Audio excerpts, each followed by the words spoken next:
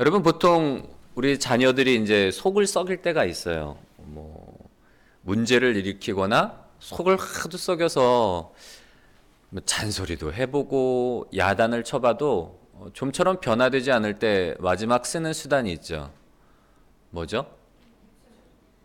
아니 야단에 포함되잖아요. 회초리는. 눈물의 호소. 앉혀놓고 막 우는 거예요. 울면서 막 그 진심을 토로하시는 거죠.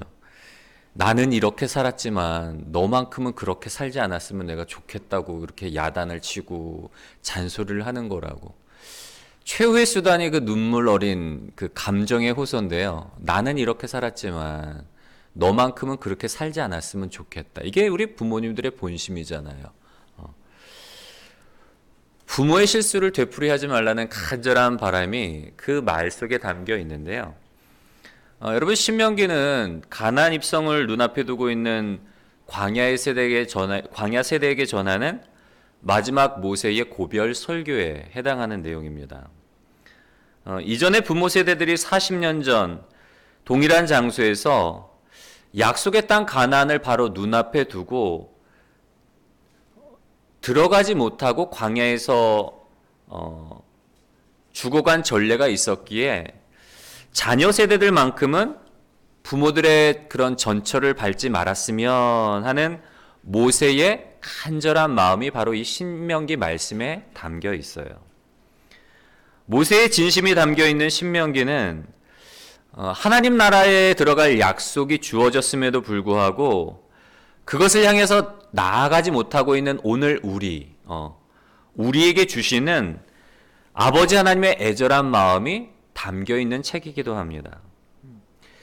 야곱이 외삼촌 라반과 형 에서와의 문제가 극적으로 해결된 이후에 세겜 땅에 안주하였던 것처럼 아직 우리의 믿음의 여정이 끝나지 않았음에도 불구하고 세상의 삶 언저리에 안주하고 있는 성도님들이 계시다면 오늘 말씀을 통해 다시금 일어나 믿음의 여정을 이어가시는 복된 시간이 되시기를 주님의 이름으로 간절히 소원합니다. 모세는 먼저 광야 세대에게 부모 세대들이 실패했던 이야기를 들려주는데요. 하나님께서 이스라엘 백성에게 주시기로 약속한 그 가나안 그 가나안 땅 앞에서 그들이 눈물을 머금고 돌아설 수밖에 없었던 이유는 다른 것이 아니라 바로 부모 세대들의 불신앙 때문이었습니다. 여러분 그렇다면 과연 그런 불신앙은 어떻게 해서 생겨나게 된 것인가? 우리가 오늘은 말씀을 통해서 그 실패의 원인을 찾고 그리고 그것을 되풀이하지 않기 위한 방법을 좀 살펴보려고 하는데요.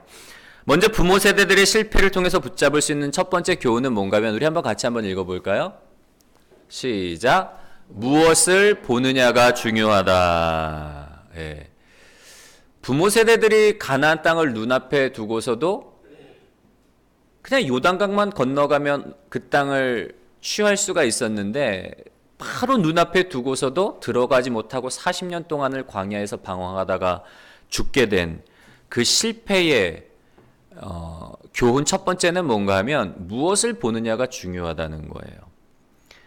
모세가 하나님이 전해주신 말씀을 따라 이스라엘 백성들에게 그 땅으로 가서 그 땅을 취하라고 말을 합니다. 그렇게 이야기할 때 백성의 지도자들이 잠시만요 하고 이제 의견을 내죠.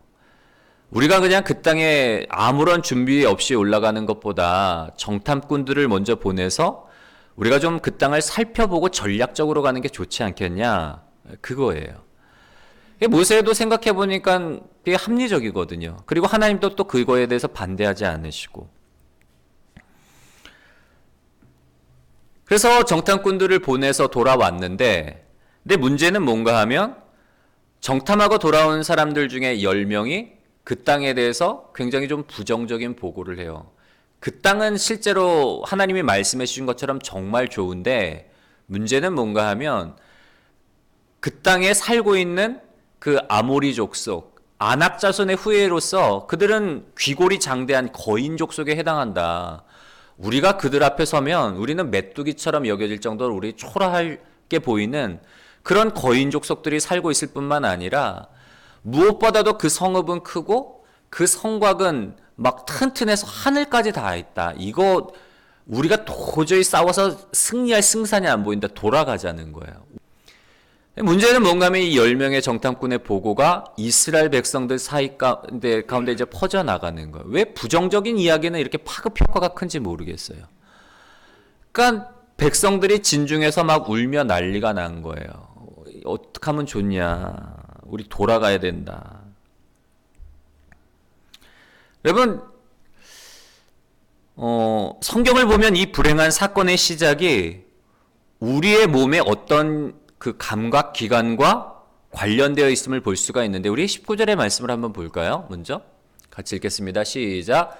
너희가 보았던 그 크고 두려운 광야를 지나 아모리 족속의 산직길로 가데스 바네아에 이른 때에, 보면은 말씀에 19절 말씀에 뭐라고 표현되어 있는가 하면 광야를 지나서 가데스 바네아에 이르게 됐는데, 그 광야에 대해서 뭐라고 표현을 하고 있죠? 크고 두려운 광야. 크고 두려운 광야라는 거예요.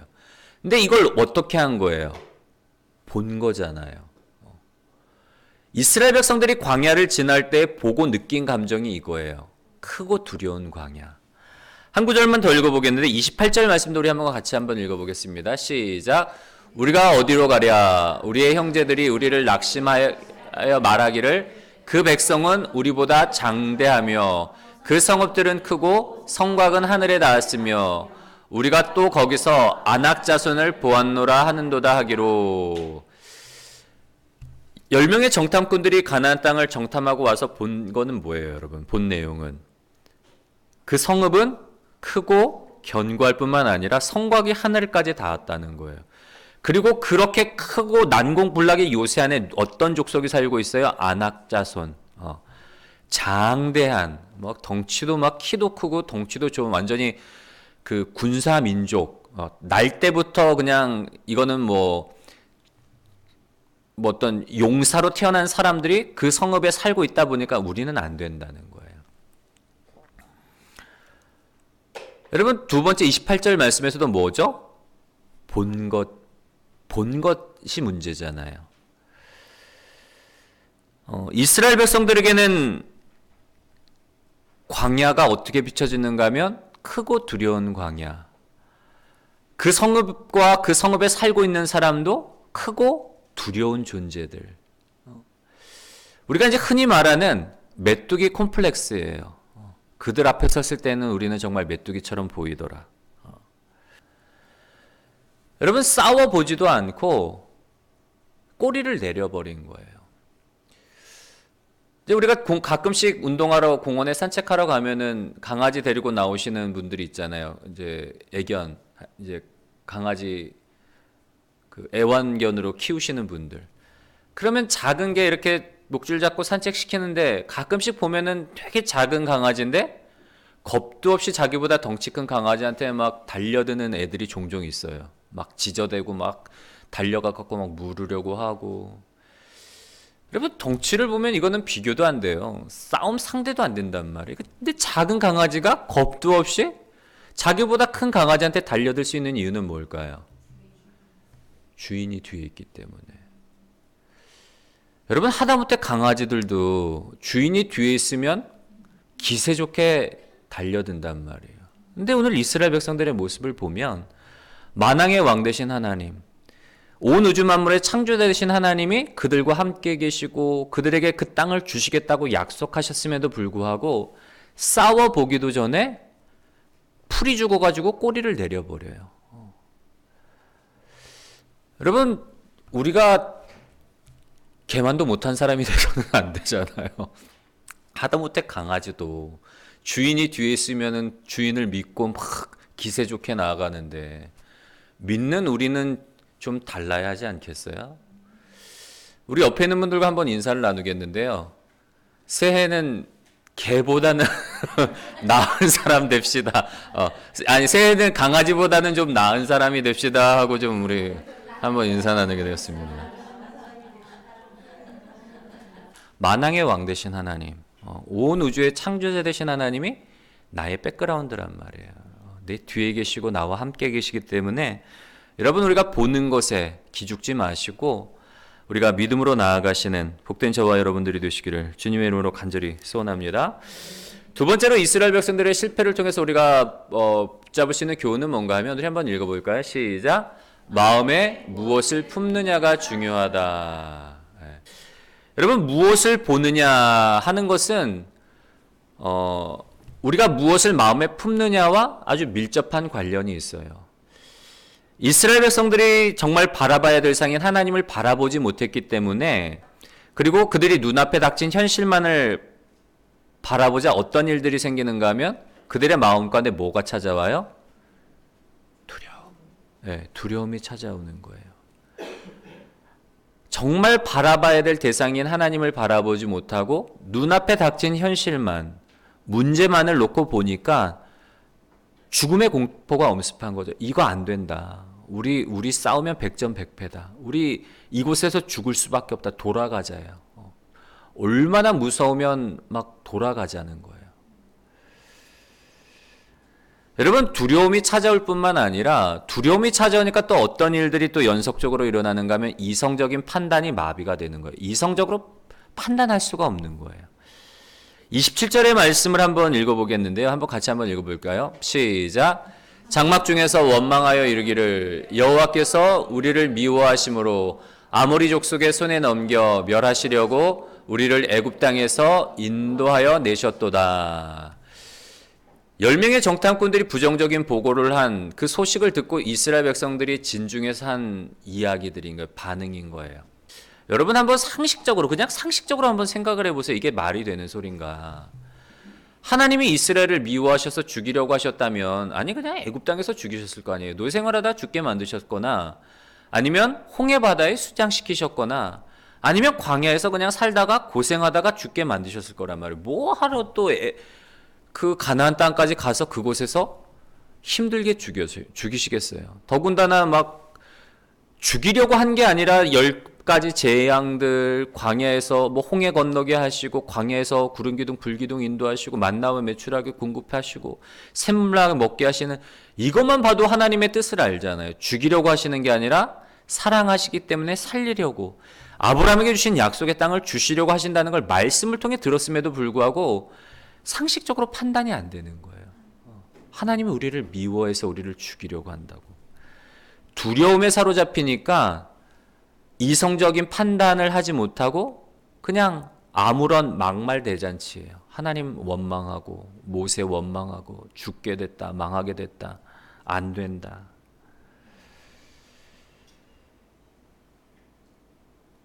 여러분, 문제는 뭔가 하면 두려움이 오니까 이성적 판단이 마비되고, 더군다나 또 뭐가 자리 잡지를 못해요? 믿음이 들어올 자리가 없는 거예요.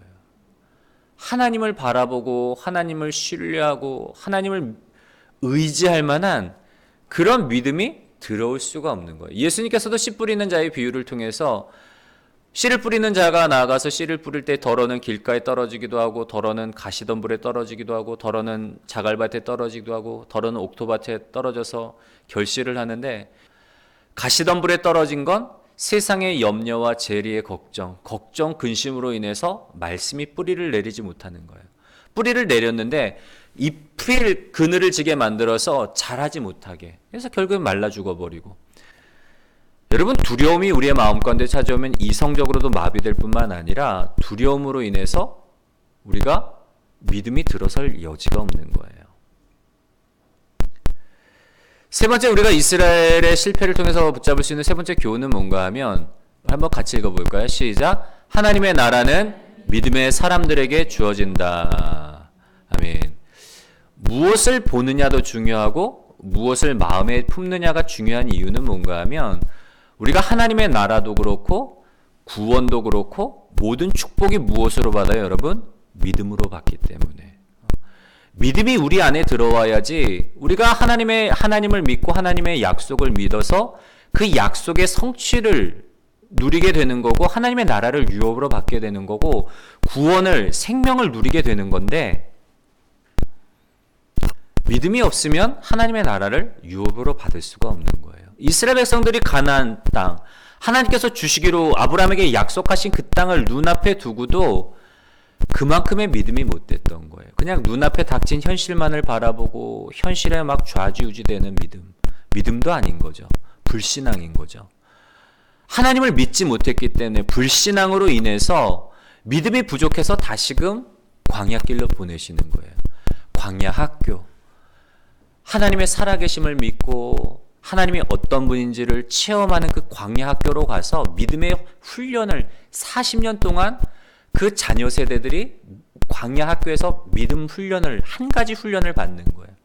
신명기 8장 말씀을 보면 하나님께서 이스라엘 백성들을 광야길로 보내신 이유가 뭐 그들이 불신앙 때문에 범죄했기 때문에 그런 목적보다도 결국에는 그거예요. 한 가지 가르쳐 주시려고. 사람이 떡으로만 사는 것이 아니라 하나님의 입에서 나오는 말씀으로 사는 줄을 알게 하시려고 그 광야 40년의 여정을 그들과 함께 하셨다는 거예요. 광야 40년 동안 그들의 의복이 헤어지지 않고 신발이 닳지 아니하고 하나님께서 그들을 구름 기둥과 불 기둥으로 인도해 주시고 오늘 말씀해 보면은 사랑하는 자녀를 품에 안고 이끄셨던 것처럼 40년 동안을 그 이스라엘 백성들을 하나님께서 품에 안고 40년 동안을 보내신 거예요. 야, 얘들아 이거 봐라. 매일매일의 삶 가운데서 내가 너희와 함께하고 있지 않니? 너희의 필요를 채워주고 너희의 목마름을 해결해주고 이 크고 두려운 광야, 너희가 보기에는 이 크고 두려운 광야를 내가 품에 안고 너희를 인도하고 있다는 거. 무엇을 먹을까 마실까 입을까 염려하지 말고 하나님의 입에서 나오는 말씀, 믿음으로 그 말씀을 받고 믿음으로 하나님을 의지해서 살아가라는 거예요. 그거 하나 가르쳐 주시는 거예요. 여러분, 아무리 하나님의 약속이 주어져도 믿음이 없으면 그 가나안 땅에 들어갈 수가 없어요. 여러분, 우리가 오늘 이스라엘 백성들의 실패를 통해서 이게 일반적인 프로세스예요. 일반적인 과정인 거예요. 우리가 정말 바라봐야 될 것들을 우리가 바라봐야 될 하나님을 바라보지 못하면 눈에 보이는 어떤 현상들, 눈에 보이는 문제들만을 놓고 보면 두려움에 사로잡힐 수밖에 없어요. 이건 모든 인간들이 다 마찬가지예요. 저도 마찬가지예요. 문제가 닥치면 저도 덜컥 겁부터 나고 염려가 되고 걱정한단 말이에요. 저라고 문제가 있는데 하하 나 할 수 있어. 이렇지 않아요. 문제가 생기면 저도 처음엔 낙담하고 절망해요. 그런데 그때마다 기도의 자리로 가는 거예요. 왜냐하면 내 마음 가운데 두려움이 찾아오기 때문에. 여러분, 눈앞에 닥친 현실만을 놓고 보면 우리가 바라봐야 될 대상인 하나님을 바라보지 못하면 어떻게 되는가 하면 두려움이 찾아오게 되고 걱정이 찾아오게 되고 염려가 찾아오게 되고 더 나아가서는 하나님에 대한 원망과 하나님에 대한 불평, 불신앙의 나락으로 떨어져 버리는 것. 이게 일반적인 과정인 거예요. 그렇다면 우리가 이 부정적인 연결고리들을 어떻게 끊어낼 것인가 하는 게 이제 중요한 문제인데요. 여러분, 믿음이 난파하지 않기 위해서 우리가 이제 신앙을 경주에 비유하기도 하고 신앙을 항해에 비유하기도 하는데 우리가 이제 항해, 어떤 목적지에 다다르기 위해서 중요한 관건이 뭐예요? 배가 난파하지 않고 끝까지 그 목적지에 잘 도달하는 게 중요한 관건이란 말이에요. 우리의 믿음이 난파하지 않기 위해서는 그래서 중요한 일이 뭔가 하면 믿음의 첫 단추를 잘 꿰야 돼요. 오늘 우리 말씀의 제목이 뭐였죠? 믿음의 첫 단추가 중요하다 그랬잖아요. 우리가 어떻게 하면 이 믿음의 첫 단추를 잘 꿰 것인가? 부정적인 이스라엘 백성들의 어떤 실패를 통해서 붙잡을 수 있는 교훈은 뭔가 하면 첫 번째로 우리 한번 읽어볼까요? 보여지는 현실이 아닌 하나님의 말씀에 귀를 기울여라. 우리가 올해 신년의 첫 주부터 우리가 믿음의 첫 단추를 잘 끼기 원하는데요. 믿음에 우리가 껴야 될 첫 단추, 올바른 첫 단추는 뭔가 하면 보여지는 현실이 아닌 하나님의 말씀에 귀를 기울여야 되는 거예요. 여러분, 우리가 하나님의 말씀에 귀를 기울여야 하는 이유는 뭔가 하면 우리의 감각기관인 눈이라는 이 감각기관은 사실 그렇게 신뢰할 만한 그 기관이 못 돼요. 여러분이 생각할 때는 우리의 오감 중에 뭐 눈, 귀, 코, 뭐 촉각, 후각, 뭐 이런 어떤 감각기관 중에서 제일 신뢰할 만한 게 눈이라고 생각할 수도 있어요. 우리가 속담 중에도 그런 속담 있잖아요. 백문이 불여일견이라고. 100번 듣는 것보다 한 번 보는 게 낫다. 왜냐하면 눈으로 보면 속일 수 없다라고 우리는 생각을 한단 말이에요. 내가 두 눈 뜨고 있으면 아무도 나를 못 속일 거라고 생각하지만 사실 그렇지 않아요. 우리가 이제 타짜라는 영화 보면은 대사 중에 그런 대사가 있잖아요. 손은 눈보다 빠르다.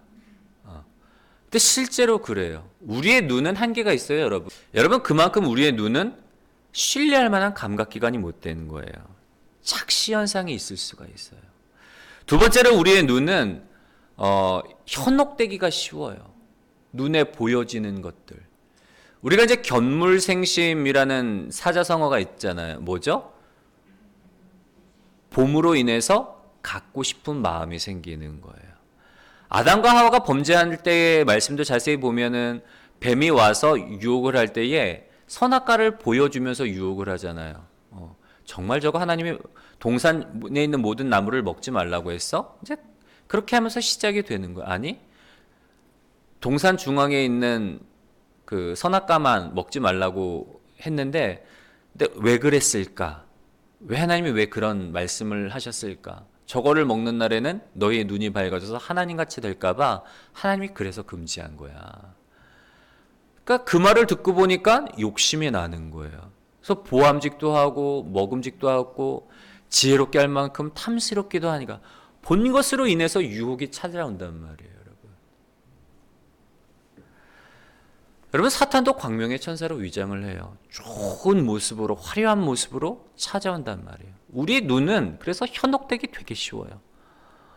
봄으로 인해서 다윗도 밧세바가 목욕하는 모습을 보고 음욕에 끌려가지고 간음하게 되고, 모든 죄악들이 결국에는 보는 것과 관련된 것들이 상당히 많이 일어나는 걸 볼 수가 있고요.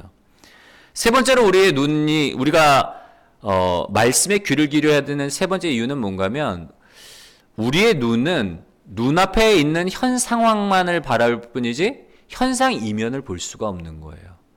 지금 눈앞에 닥친 문제, 지금 눈앞에 닥친 상황만을 볼 뿐이지 그 이면에 일어나는 일들을 우리는 볼 수 없기 때문에 우리의 눈은 한계가 있는 거예요.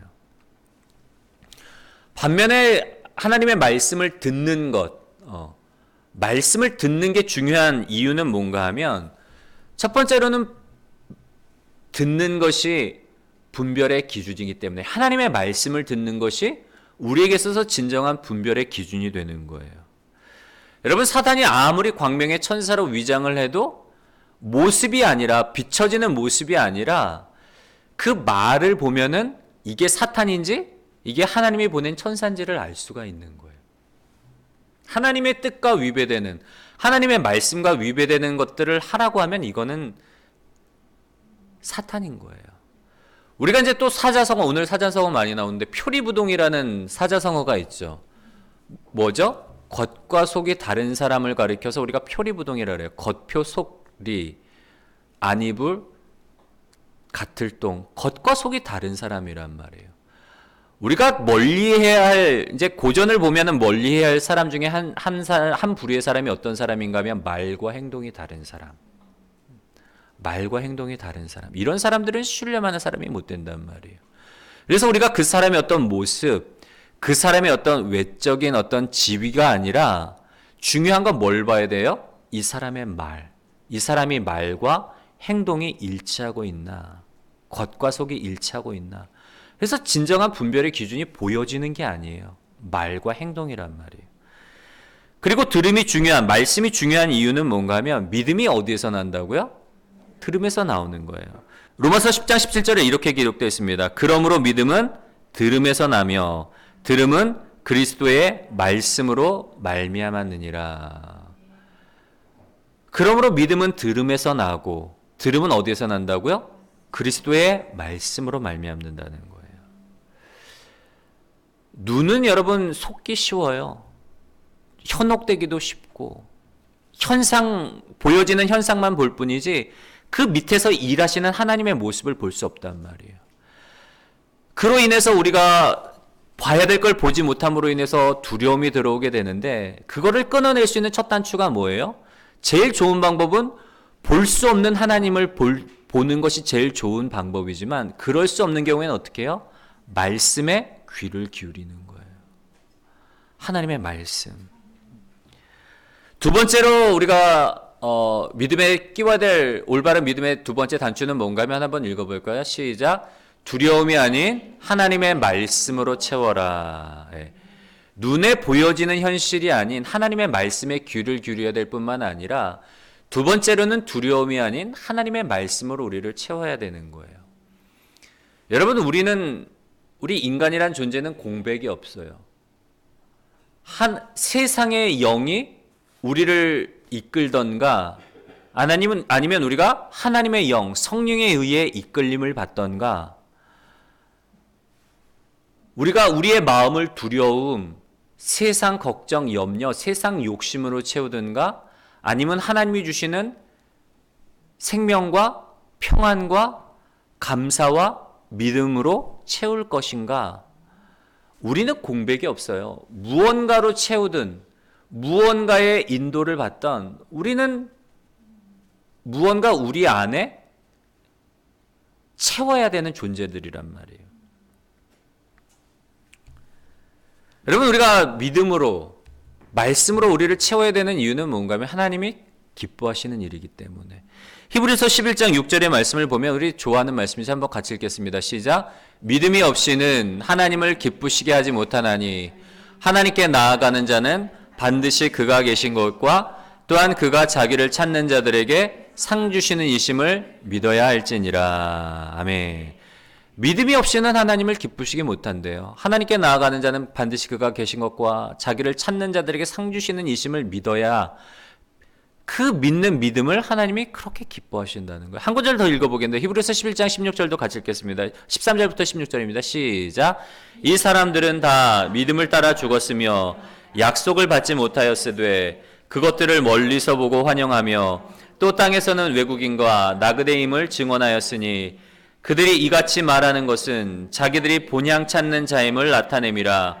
그들이 나온 바 본향을 생각하였더라면 돌아갈 기회가 있었으려니와 그들이 이제는 더 나은 본향을 사모하니 곧 하늘에 있는 것이라. 이러므로 하나님이 그들의 하나님이라 일컬음 받으심을 부끄러워하지 아니하시고 그들을 위하여 한 성을 예비하셨느니라. 아멘.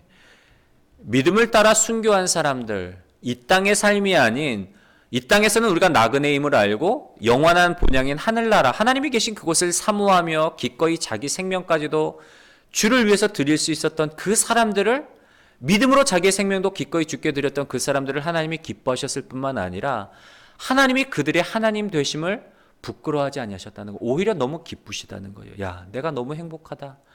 내가 너희의 하나님이라는 사실이 나는 너무 행복하다. 왜냐하면 너희가 나를 믿고 신뢰하기 때문에. 나를 믿고 신뢰해서 너희의 생명까지도 아낌없이 나를 위해서 그렇게 십자가에 드리는 너의 모습을 보니까 내 마음이 너무 흡족하다. 내가 니네 하나님이 된 게 난 너무 자랑스럽고 너무 행복해. 여러분, 그 말씀인 거예요. 우리가 믿음으로 우리의 마음을 채워야 되는 이유는 뭐예요? 하나님이 기뻐하시기 때문에. 우리가 하나님의 말씀으로 채워야 되는 거예요. 왜냐하면 믿음은 어디서 나온다고요? 하나님의 말씀으로부터 나오기 때문에. 마지막 세 번째로 우리가 끼워야 될 세 번째 믿음의 단추는, 올바른 믿음의 단추는 뭐예요? 한번 같이 읽겠습니다. 시작. 말씀을 신뢰하고 말씀에 삶을 맡기는 훈련이 필요하다. 올해는 우리가 이런 좀 훈련을 좀 했으면 좋겠습니다. 말씀을 신뢰하고 말씀에 우리의 삶을 맡기는 훈련. 여러분, 믿음을 이루는 두 가지 중요한 요소가 있는데요. 첫 번째로는 믿음이라는 게 뭘까? 믿는 행위로서의 믿음이 있는 거예요. 제가 이거 몇 번을 했던 얘기인데 찰스 블론딘이라는 외줄타기 고개사의 얘기를 많이 들려드렸잖아요. 나이아가라 폭포를 막 그 외줄 이 봉 하나 잡고 건넌 이 블론딘이 성공리에 그 외줄타기를 공연을 마쳤을 때 막 기자들이 몰려서 인터뷰를 하죠. 와, 대단하다고. 다음번 계획이 뭐냐고 물을 때에 블론딘이 내가 다음번에는 누군가를 내가 등에 업고 건너갈 거다. 그러니까 기자들이 막 추켜 세우는 거죠. 당신이라면 할 수 있을 거다고. 그러니까 이 블론딘이 기자 중에 한 사람을 빤히 쳐다보고 진짜 믿냐고. 그럼 당신이라면 할 수 있을 거다. 내가 이것도 봤는데. 내가 건너는 걸 봤는데 당신은 할 수 있을 거라고. 그러니까 이 블론딘이 기자를 빤히 쳐다보면서 그랬대요. 그럼 당신이 내 등에 업히라고. 내가 당신을 업고 건너가겠다고. 그러니까 기자가 사색이 돼서 도망갔대요. 여러분, 왜 그럴까요? 두려우니까, 못 믿으니까. 믿으면 실제로 믿으면 어떻게 돼요? 업히겠죠. 업혀서 건너가겠죠. 근데 못 믿으니까 이거 건너가다 떨어지면 나 죽는데 두려우니까 그냥 얼굴이 사색이 돼서 도망간 거란 말이에요. 여러분, 믿는다는 건 뭔가 하면, 믿는 행위로서의 믿음은 뭔가 하면 내 몸을 맡기는 거예요. 의탁하는 거예요.